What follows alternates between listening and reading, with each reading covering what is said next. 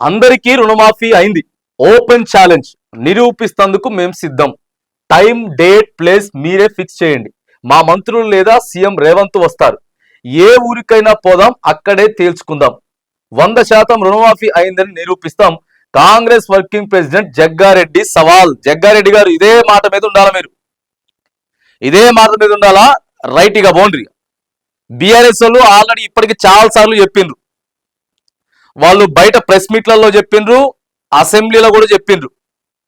ఏ ఊరికైనా పోదాం, మీరే డిసైడ్ చేయండి. మండల్, విలేజ్, డిస్టిక్ మీరే డిసైడ్ చేయండి. రుణమాఫీ 100కి 100% అయింది అంటే అవతల పక్క వాళ్ళు రాజకీయ సన్యాసం కూడా తీసుకుంటామని చెప్పారు. మరి జగ్గారెడ్డి గారు ఏం చెప్తున్నారంటే, రైట్ అయిపోయింది, ఎక్కడికైనా పోదాం, మా మంత్రులు లేదా సీఎం వస్తాడు. కాదు, లేదు, మీరు కూడా పోవాలి.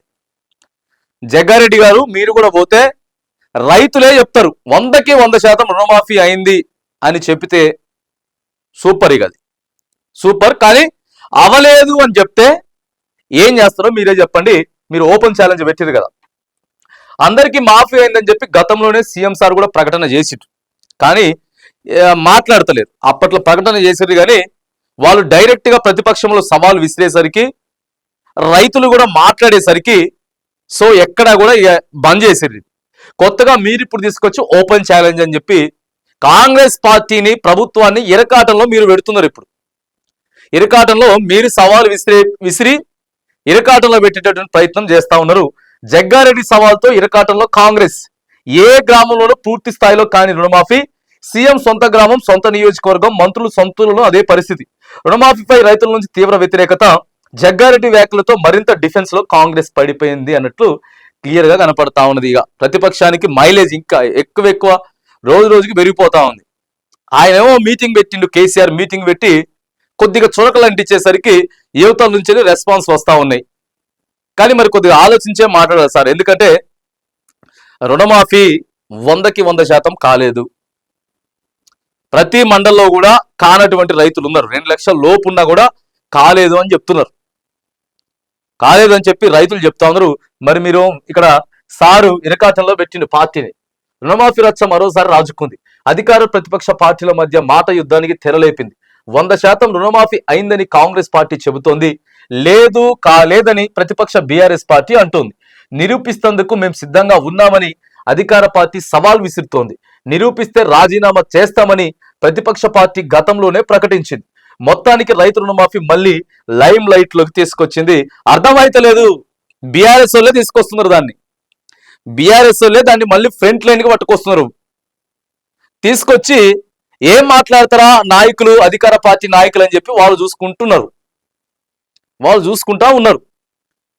మరి మీరు చెప్పాల్సింది ఏదైనా టెక్నికల్ ఇష్యూస్ ఉంటే రాలేదా, లేకపోతే ఏదైనా బ్యాంక్ ప్రాబ్లమ్స్ ఉంటే రాలేదా, ఇట్లాంటివి చెప్పాలి. కానీ 100కి 100% అయిందంటే మాత్రానికి ఖచ్చితంగా బురదలో కారేసినట్టే, ఇరుకున పడ్డట్టే. జగ్గారెడ్డి సార్ మళ్ళీ ఇబ్బంది పెడుతున్నాడు పార్టీని. కాంగ్రెస్ వర్కింగ్ ప్రెసిడెంట్ జగ్గారెడ్డి సంచలన వ్యాఖ్యలు చేశారు. మంగళవారం గాంధీ భవన్ లో మీడియా సమావేశం పెట్టి ఆయన రాష్ట్రంలో 100% రైతులకు రుణమాఫీ అయిందని ప్రకటించారు. కాలేదంటారా, టైం, డేట్, ప్లేస్ డిసైడ్ చేయండి, మేమే వస్తాం, అక్కడే తేలుస్తామని సవాల్ విసిరారు. మా మంత్రులు కానీ, మా ముఖ్యమంత్రి రేవంత్ రెడ్డి కానీ వస్తారంటూ ప్రకటించేశారు. బీఆర్ఎస్ రజతోత్సవ సభలో కేసీఆర్ వ్యాఖ్యలకు కౌంటర్ ప్రెస్ మీట్ పెట్టిన జగ్గారెడ్డి ప్రతిపక్ష పార్టీని ఇరుకున పెట్టే ప్రయత్నం చేశారు. రాష్ట్రంలో ఎక్కడికైనా వస్తాం, ఏ ఊరికైనా వస్తాం, రైతులందరికీ రుణమాఫీ అయిందని నిరూపిస్తామంటూ చెప్పుకొచ్చిర్రు. ఇక ఇప్పుడు ఏం చెప్పాలి ప్రభుత్వ పెద్దలు? జగ్గారెడ్డి గారు చెప్పినట్టు యాడికన్నా బోవాలన్నా నిరూపించుకోవడానికి, లేకపోతే జగ్గారెడ్డి గారు ఎందుకు నిజంగానే కాలేదు అని చెప్పి చెప్పాలన్నా. అటు పోతే అది, ఇటు వస్తే ఇది. ఓ కీలకమైనటువంటి నాయకుడే కదా, మంచి సీనియర్ నాయకుడు. జగ్గారెడ్డి గారికి మంచి ప్రాముఖ్యత ఉన్నది కాంగ్రెస్ పార్టీలో, ప్రభుత్వంలో. సార్ నిన్న గాంధీ భవన్ సాక్షిగా మరి మాట్లాడినట్టు ఇక్కడ క్లియర్ గా మనకు వార్త అయితే కనబడతా ఉన్నది. రైట్, ఇప్పుడు ఊళ్ళలోకి, ప్రజలలోకి పోతారా, లేకపోతే జగ్గారెడ్డి ఆగు, నువ్వు దయచేసి తలనొప్పి పెట్టకని చెప్పి చెప్తారా అనేది. మరి ఇక ఇప్పుడు రుణమాఫీకి సంబంధించినటువంటి విషయం మళ్ళా లైమ్ లైట్ లోకి ముందుకు వచ్చింది, ఫ్రంట్ లైన్ లోకి వచ్చింది. మరి దీని మీద ఎట్లా రెస్పాండ్ అవుతారు? ఇక ఖచ్చితంగా బీఆర్ఎస్ వాళ్ళు మాట్లాడతారు దీని మీద. జగ్గారెడ్డి గారు రండి, ఏ ఊరు పోదామని చెప్పేసి వీళ్ళంటారు. దీని మీద చిన్న చిన్నగా రాజేసుకుంటా ఉంటది, ముందుకు పోతా ఉంటది. మరి దీని మీద ఎట్లా ఎవరు రెస్పాండింగ్ అవుతారు అనేది మాత్రానికి చూడాలి. జగ్గారెడ్డి గారు మాత్రానికి ఒక తిరకాసు అయితే మరి ఈడ వెచ్చిండు. ప్రభుత్వం కాంగ్రెస్ పార్టీ ఇబ్బంది పడేటటువంటి వ్యాఖ్యలు అయితే కొద్దిగా ఈడ రుణమాఫీ గురించి అయితే చేసిండు.